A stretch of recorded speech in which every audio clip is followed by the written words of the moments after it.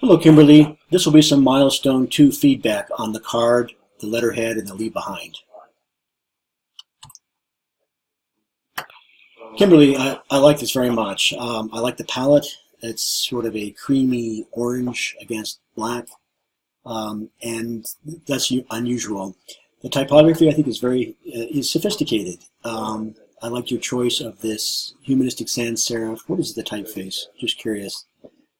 Against your display caps, which are these bold sans serif with these thin inline counterforms, I guess, for lack of a better word. You can carry that theme around. Think about other ways to reflect that width. Perhaps in your logo, maybe this should be a Scotch rule, with a thin white hairline that matches the weight of maybe the letter forms. Don't think you need this particular rule, just to use maybe white space to distance itself from this information. But it's not offensive, and maybe there's the place to refer to this hairline that's in your logo. Similar thing to this bar, although you might make it more relevant or meaningful if you had a thin black hairline down the middle of it.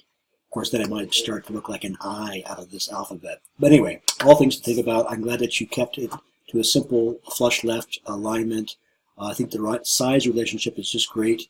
Think about maybe making this type the same size as is on your logo. That way you only have, 3 sizes of type. Think of ways to minimize the visual impact of a string of capital letters. I tend to think of they look like string of numerals. They look like capital letters. Maybe go down a point size on them if you don't have old style figures. But other than that, it looks really good, promising. Let me take a look at the letterhead. Similar comments, I think, about this. I like the way you've condensed your information.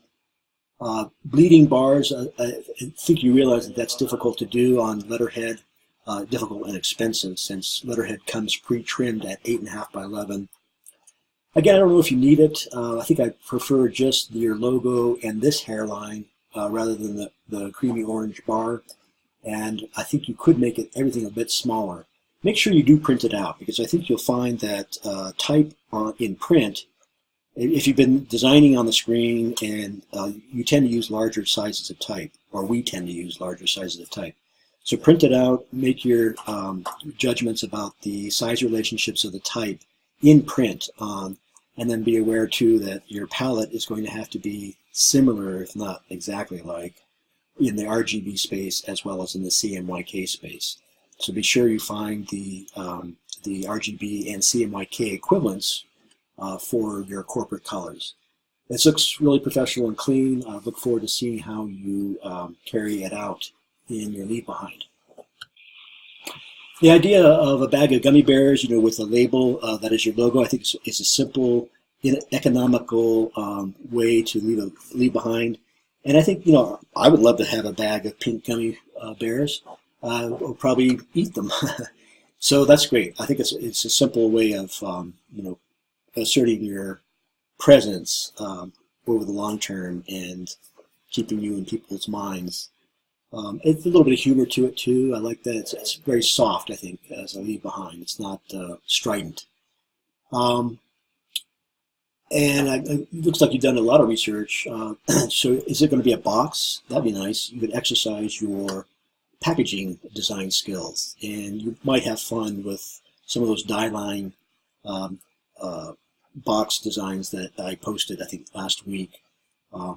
Cutting them out with a number 11 X-Acto knife, printing them out on some cardstock, probably small enough to be able to fit unfolded on a single piece of 8.5 by 11 cardstock. This way you can print them out at home without too much trouble.